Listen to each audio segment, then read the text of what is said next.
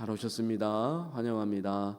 또 우리 2026년 주일 두 번째 예배 함께 하신 모든 분들 주님의 이름으로 환영하고 또 축복합니다.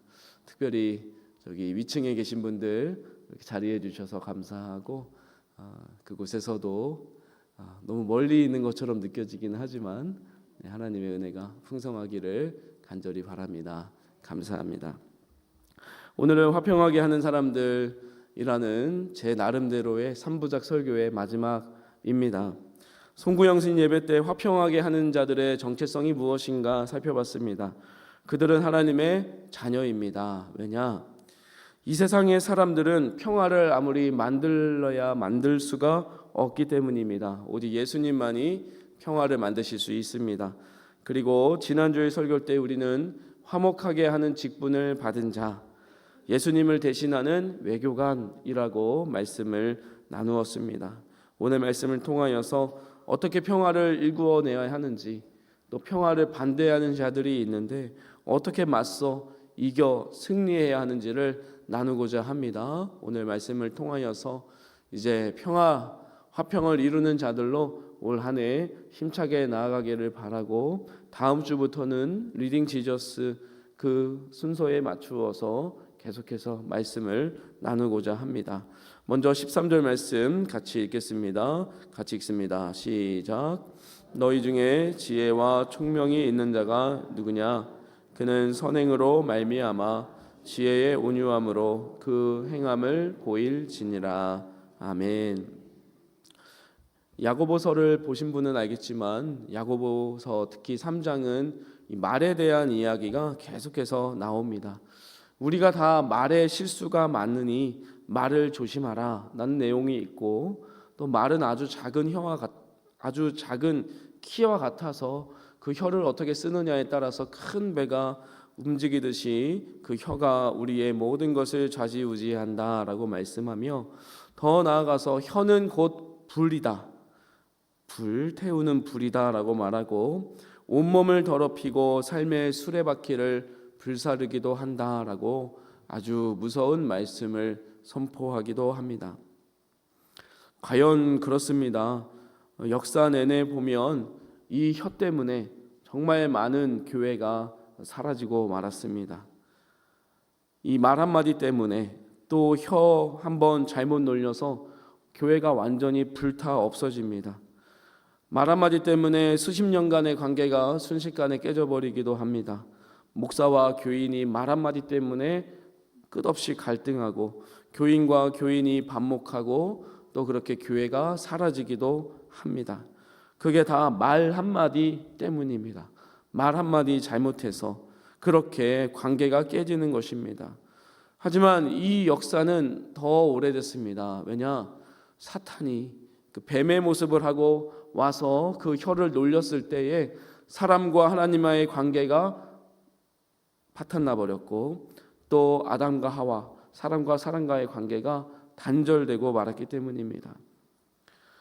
도끼 가득한 말 한마디 때문에 부부관계가 깨져나가고, 부모 자식의 관계가 금이 가고, 형제자매의 관계가 무너지는 것이 현실입니다. 야고보가 그렇게 말하는 이유가 다 있습니다. 왜냐? 야고보서 내용을 천천히 살펴보면 그 교회가 아주 극심한 갈등 가운데, 극심한 투쟁 가운데 있었기 때문입니다. 악한 생각으로 서로를 판단하고 정죄하고 비난하고, 너는 이래서 안 돼, 당신은 이래서 안 돼, 서로가 서로를 비난하고 있었기 때문입니다. 야고보는 말합니다. 너희가 말은 잘한다, 너희가 그럴듯하게 생각은 표현한다, 하지만 그 말을 실천할 능력이 없고 그 사랑할 능력이 없으니 그 말이 무슨 의미가 있느냐? 그래서 제발 말만 하지 않고 믿음이 좋다고 겉으로 거들먹거리지만 말고 믿음을 행함으로써 부디 너희의 믿음을 증명해 보아라 라고 말합니다. 그래서 행함 없는 믿음은 어떤 믿음이라고 합니까? 죽은 믿음이라고 합니다. 어찌 보면 이 애타는 외침을 우리 교회 주위 모든 사람들이 우리에게 하고 있습니다. 너희의 그 사랑을 제발 보여달라. 이 세상이 알 수 없는, 이 세상이 할 수 없는 그 사랑을 보여달라. 말만 하지 말고 그럴듯하게 거기 있지만 말고 그 사랑을 우리에게도 비춰달라라고 우리에게 간절히 애타는 마음으로 부르짖고 있는 것입니다. 그러면서 야고보는 묻습니다. 오늘 13절 말씀인데, 입만 살아서 동동 뜬 너희들아, 너희가 그렇게 지혜가 뛰어나냐? 너희가 그렇게 잘났느냐? 너희가 그렇게 총명하냐? 그러면 누가 그렇게 총명하고 똑똑한 사람이 있는지 나와서 한번 보여줘 봐라 라고 질문하고 도전하고 있습니다. 사랑하는 성도님들, 우리 중에 지혜와 총명이 있는 자가 누구냐라고 물을 때 나입니다 라고 할 수 있는 사람이 얼마나 되겠습니까? 그리고 우리에게 만약에 지혜롭고 총명하고 똑똑함을 입증하라 라고 하면 여러 가지 방법을 생각해낼 것입니다. IQ가 140입니다. 제에게는 이런 자격증이 있습니다. 이런 학위가 있습니다.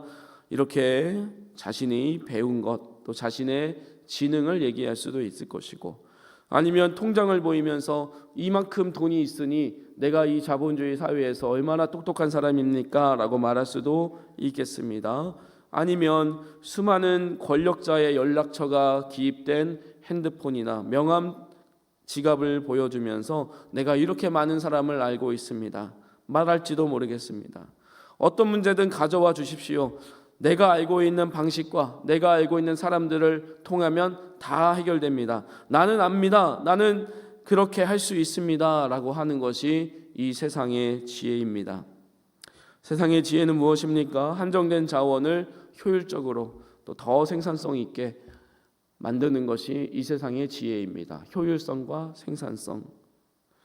심지어 이러한 지혜가 교회 안에서도 들어와서 내가 더 가졌다, 내가 더 지식이 있다, 내가 더 믿음의 경험이 있다, 내가 더 믿음 생활을 오래 했다, 내가 더 성경 지식이 있다, 내가 더 깊은 성령 체험을 했다라고 하면서 서로가 서로를 이기려고 하고, 다른 사람이 신앙적인 경험을 통해서, 신앙적인 지식을 통해서, 지혜를 통해서 내게 고개 숙이도록 만드는 것이 지혜이며 탁월함이라고 그렇게 오해하고 있던 것입니다. 하지만 오늘 말씀 보시면 세상과 전혀 다른 방식으로 그 지혜를 보이라고 말합니다. 무엇입니까? 그는 선행으로 말미암아 지혜의 온유함으로 그 행함을 보일지니라 라고 증거합니다. 즉 선행으로 보여라, 지혜의 온유함으로 보여라 라고 말하고 있는 것입니다. 어떻습니까? 동의하십니까? 이 세상에서 착하게 살아가는 것, 또 온유한 것, 그것이 정말 지혜로운 것이라고 믿으십니까? 자녀들에게 착하게 살아라, 부드러운 마음을 품어라, 온유한 마음을 품어라, 그것이 지혜다라고 말하실 수 있습니까? 저 역시 자녀가 맞고 오면 왜 맞고만 왔냐, 너도 좀 때리지 그랬냐 라고 말했던 것이 사실입니다. 먼저 때리지는 말아라, 그렇지만 맞으면 너도 때려라 라고 말했습니다. 회개합니다. 손해보지 마라, 착하게 살지 말아라, 무조건 좋다 하지 말아라 하는 것이 우리 부모들의 가르침이지 않았습니까?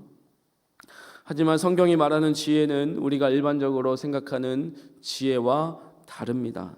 성경의 지혜라는 것은 하나님의 뜻에 맞춰서 살아가는 기술입니다. 하나님의 뜻에 맞춰서 살아갈 수 있는 능력입니다. 그것이 바로 지혜입니다. 이것이 지혜라고 정의한다면 두 가지가 기반이 되어야 됩니다. 먼저 하나님의 뜻이 무엇인지 알 수 있는 분별력입니다. 무엇이 하나님의 뜻인가? 무엇이 하나님이 기뻐하시는 성경의 가르침인가를 분별할 수 있는 힘이 지혜일 것입니다.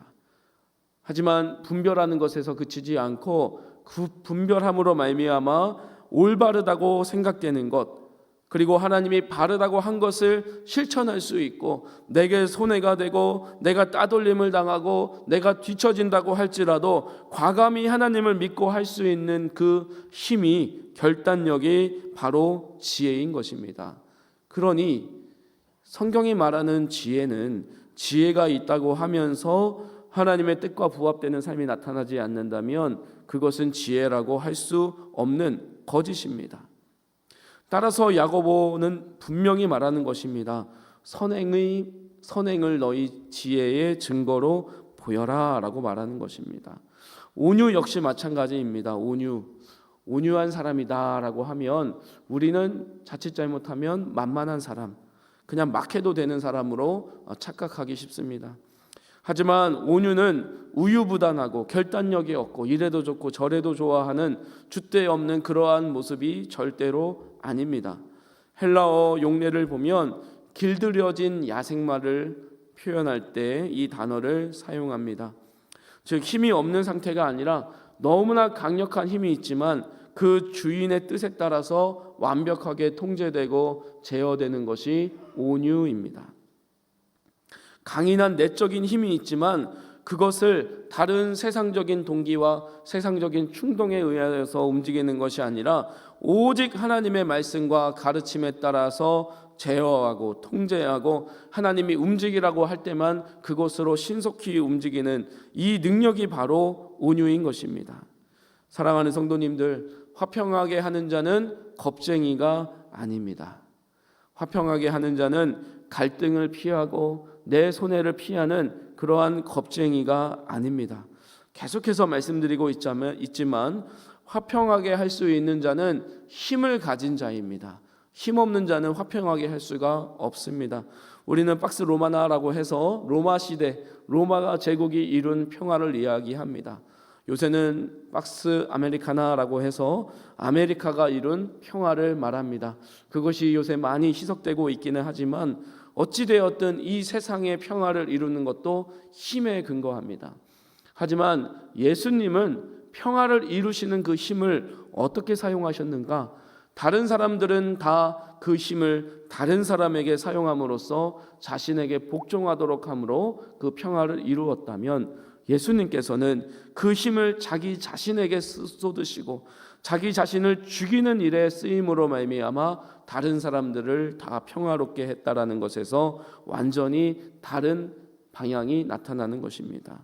사랑하는 성도님들, 화평하게 하는 자는 힘 없는 자가 아니고 겁쟁이가 아니고 오히려 가장 힘이 많은 자요, 가장 용감한 자임을 믿으시기 바랍니다. 자신의 분노와 감정과 억울함과 모든 내면의 갈등을 통제할 수 있고 오직 하나님의 말씀으로만 나는 움직이겠노라 라고 결심하고 결단하는 자가 바로 이 화평하게 하는 자인 것입니다. 저는 잠언 말씀 두 말씀이 있는데 이 말씀을 항상 되뇌입니다. 저라고 언제나 허허시실 할 수 있겠습니까? 저도 열받을 때가 있고 짜증날 때가 있고 왜 저러시나 할 때가 있습니다. 하지만 제가 그것을 내색하는 순간 저는 아마 많은 어려움을 당하게 될 것입니다. 그래서 이 말씀을 항상 생각합니다. 우리 사랑하는 성도님들도 이 두 말씀 항상 마음에 생각하시기 원합니다. 두 말씀을 한번 연이어서 읽어보겠습니다. 시작. 노하기를 더디하는 자는 용사보다 낫고 자기의 마음을 다스리는 자는 성을 빼앗는 자보다 나으니라. 노하기를 더디하는 것이 사람의 슬기요 허물을 용서하는 것이 자기의 영광이니라. 아멘. 아멘이십니까? 노하기를 더디하십시오. 노하기를 더디하는 자가 어떤 용사보다도 훌륭한 사람입니다. 믿으십니까? 정말로 믿으십니까? 이 세상은 용사를 칭송합니다. 힘이 센 사람, 또 자기의 힘을 누구에게나 과시할 수 있는 사람, 그 사람이 대단하다라고 말합니다. 하지만 성경은 말합니다. 하나님은 말합니다. 노하기를 더디하는 것, 온유한 사람, 참는 사람이 그 용사보다 더 낫다라는 것입니다. 그리고 성을 빼앗는 자, 참 많은 재물을 빼앗고 많은 것을 타치하는 자보다 자기 마음을 통제할 수 있고 자기 마음을 다스리는 자가 더 낫다라고 성경은 증거합니다. 저는 항상 이 말씀을 생각합니다. 그래서 어떤 화나는 일이 생기고 어떤 노할 수밖에 없는 사정이 생긴다고 할지라도 나는 어떤 용사보다 낫다, 나는 어떤 성을 빼앗는 사람보다 낫다 라고 생각하며 이 말씀을 되뇌이고 참습니다. 그리고 예수님을 생각합니다. 우리 사랑하는 성도님들, 잠언 19장 11절 말씀 보시면 노하기를 더디하는 것이 사람의 슬기라고 합니다. 하지만 우리는 때로 말합니다. 야, 화낼 때는 내야 돼. 그리고 화를 내야 그 사람이 만만하지 않게 생각해. 그러니까 노를 바라는 것이 슬기로운 것이야 라고 말합니다. 그리고 너 자꾸 용서해주고 다 괜찮다고 하면 너 호구된다. 용서하는 거는 어느 정도가 있는 거야 라고 세상은 말합니다. 하지만 오늘 말씀은 분명히 증거합니다. 화내지 않는 것이 지혜입니다. 믿으시기 바랍니다. 허물을 용서하는 것이 영광입니다. 주님의 이름으로 선포하기 원합니다. 이 세상은 권리침해 당하면 즉각적으로 반응하고 화내고 거기에 응당한 대가를 치르게 하는 것이 지혜라고 말하지만 성경은 그렇게 가르치지 않습니다. 오히려 예수님을 본받아서 허물이 있고 잘못이 있을 때 용서하는 것이 사람이 할 수 있는 가장 영광스러운 일이라고 증거하고 있습니다. 우리 예수님이 가르쳐 주신 주기도문에 보면 우리가 해야 할 일이 하나 있습니다. 무엇인지 아십니까? 용서하는 것입니다. 용서. 다른 어떤 것도 우리가 적극적으로 해야 할 일이 기재되어 있지 않지만 너희는 용서하라라고 되어 있습니다. 용서하라. 용서. 사랑하는 성도님들, 우리가 참 1만 달란트 용서받은 자라면 우리에게 어느 누가 어느 피해를 입힌다 할지라도 그 피해가 500데나리온, 100데나리온 능가하겠습니까? 우리에게는 이미 영생이 있습니다. 따라서 비록 어떤 사람이 나의 생명을 취한다 할지라도 그것은 하나님께서 베풀어 주신 것에 비하면 지극히 작은 것이다. 그렇기 때문에 어떤 허물이라도 용서하고 용납하고 받아들여 줄 수 있는 것이 사람의 영광임을 꼭 기억하시고, 노를 참고 이기는 것이 어떤 용맹한 사람이 용기를 바라는 것보다 더 위대한 일임을 기억하시기 바랍니다. 우리 사랑하는 성도님들, 남을 용서하십시오. 허물을 받아들여 주십시오. 그것이 우리의 슬기요 지혜요 영광이 될 줄로 믿습니다. 하지만 우리가 그렇게 되지 못하는, 그렇게 하지 못하게 막는 세력이 있습니다. 누구입니까? 당연히 사탄 마귀입니다. 14절부터 16절까지 같이 한번 읽어보겠습니다. 그러나 너희 마음속에 독한 시기와 다툼이 있으면 자랑하지 말라. 진리를 거슬러 거짓말하지 말라. 이러한 지혜는 위로부터 내려온 것이요 아니요 땅 위의 것이요 정욕의 것이요 귀신의 것이니 시기와 다툼이 있는 곳에는 혼란과 모든 악한 일이 있음이라. 아멘. 야고보는 도전합니다. 하늘에 있는 지혜, 위로부터 온 지혜가 너희에게는 없구나. 너희 중에 그렇게 지혜롭고 똑똑하다고 생각하는 사람들아, 너희 마음을 돌아보라. 너희 마음에 무엇이 있느냐? 14절 말씀 16절 말씀 보면 그 안에 무엇이 있다고 합니까? 시기와 다툼이 있다라고 합니다. 시기와 다툼. 어찌 보면 우리는 너무 조금 나이브한 이 답변에 무슨 시기와 다툼 때문에 문제가 생겨, 너무 성경 말씀이 좀 그렇다라고 생각할지 모르겠습니다. 하지만 이 말씀은 참 놀라운 진리를 담고 있습니다. 우리 마음속에 과연 무엇이 자리 잡고 있습니까? 지독한 시기와 지독한 다툼과 경쟁심이 자리하고 있지는 않습니까? 그것을 지혜로 포장하고 다른 사람을 짓밟아서라도 더 높은 곳에 올라가면 되고 어떻게든 승리해서 너가 독식하면 된다라고 가르치는 것이 이 세상입니다. 그리고 우리는 알게 모르게 이러한 정서에 완전히 감염되어 있습니다. 더 나아가 사람들은 그것을 자랑합니다. 그리고 그것이 진리라고 말합니다. 내가 이 정도의 시기심과 경쟁심을 가지고 있었기 때문에 내가 이 자리에 올라온 것입니다. 그렇기에 나는 살아남았고 다른 사람들은 살아남지 못한 것입니다. 그래서 나는 이런 대우를 받는 것이 당연하다라고 믿습니다. 왜 그렇습니까? 우리 인간의 자아가 병들었기 때문입니다. 우리 인간의 자아가 하나님을 걷어내고 하나님을 비워냈는데 그 텅 빈 곳을 다른 어떤 것을 채워 넣어도 채울 수 없고 버틸 수 없기 때문에 하나님 아닌 것으로 채우고 하나님 아닌 나를 채움으로 말미암아 내가 너보다는 낫다라는 그 알량한 마음으로 살아가려고 하기 때문에 이러한 시기와 다툼으로 우리가 몸부림치고 괴로워하는 것입니다. 야고보는 그 근본적인 이유를 분명히 말합니다. 이러한 지혜는 위로부터 내려온 것이 아니요 어디의 것이라고 합니까? 15절 말씀 보시면 땅 위의 것이요 정욕의 것이요 귀신의 것이니 라고 말합니다.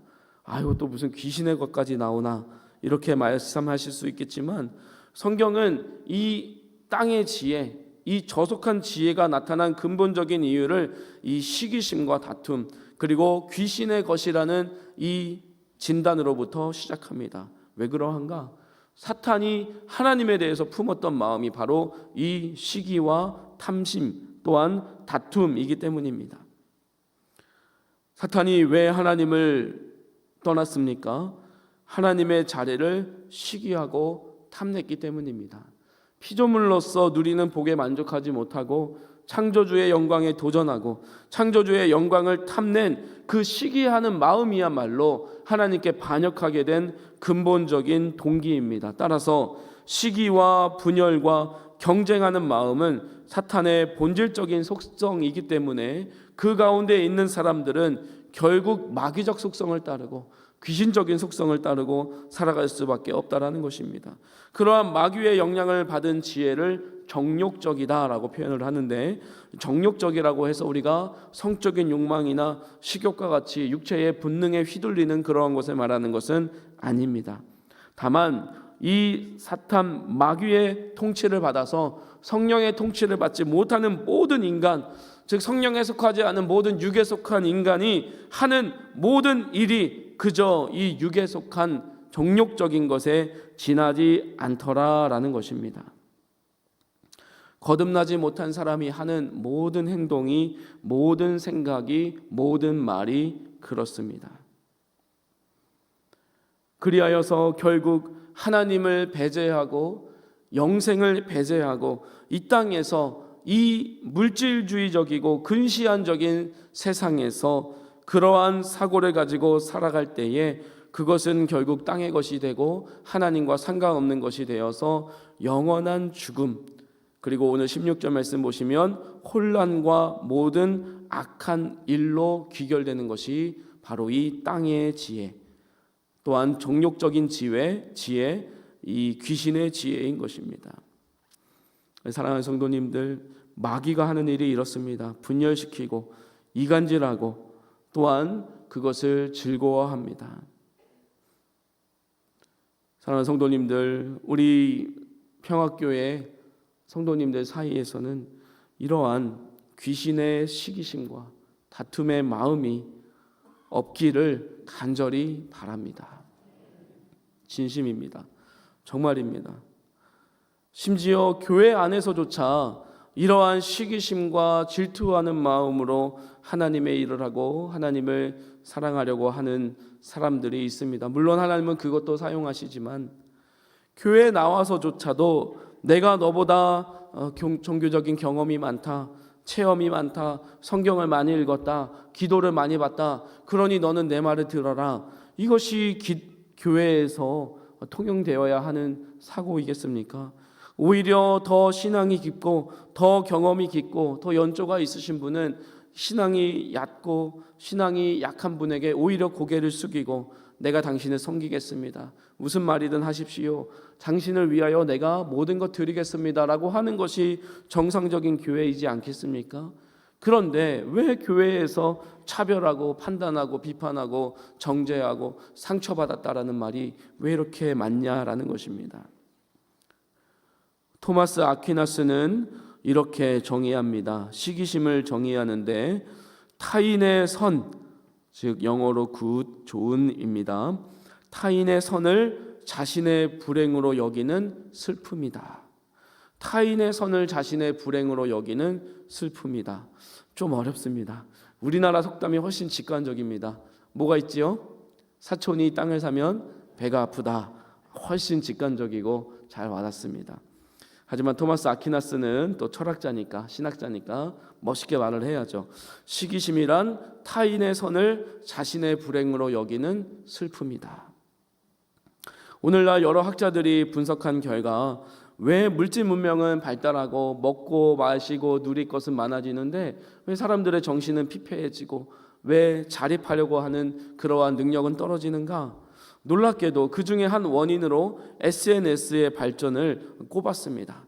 예전에는 다른 사람이 아무리 잘 살고 아무리 잘 먹고 다녀도 그 모습이 어떠한지 몰랐습니다.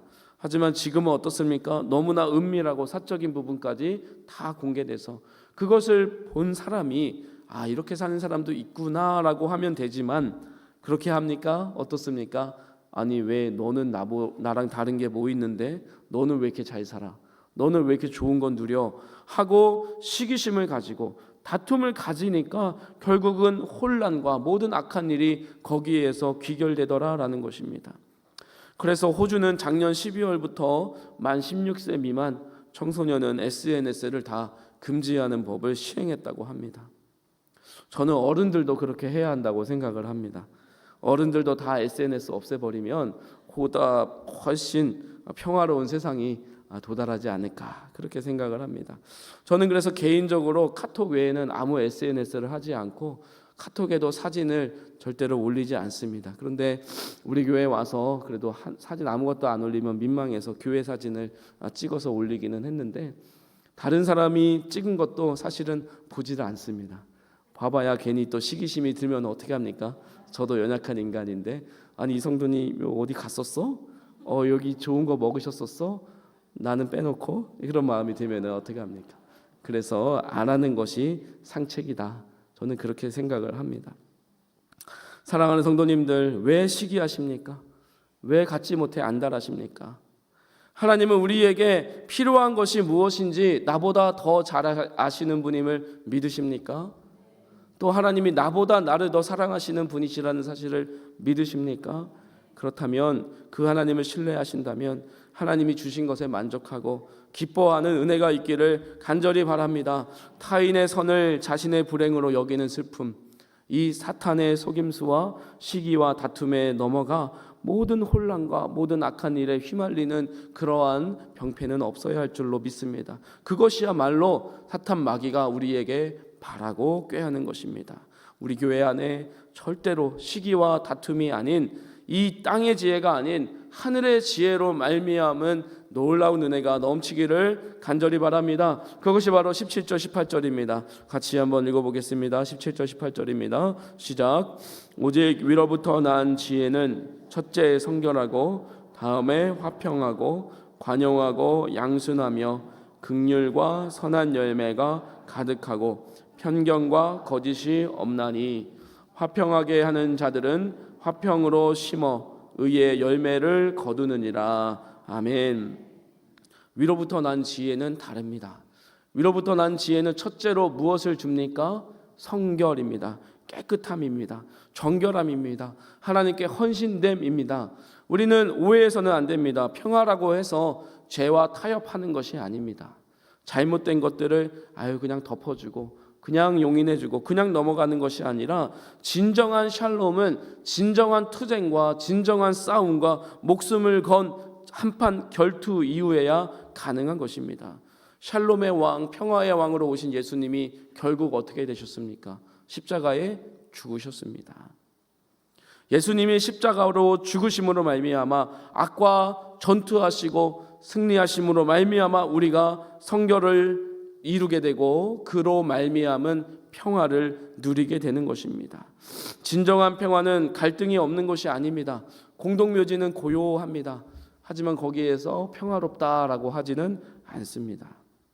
하나님이 주시는 평화는 다 죽어 없어지는 것이 아니라 원수를 사랑으로 품어주는 것, 원수와 하나 되는 것, 기꺼이 원수도 안아주고 그와 바른 관계가 되기 위해 애쓰고 몸부림칠 때에 그 평화가 이룩될 줄로 믿습니다. 성경의 평화는 문제를 회피하지 않습니다.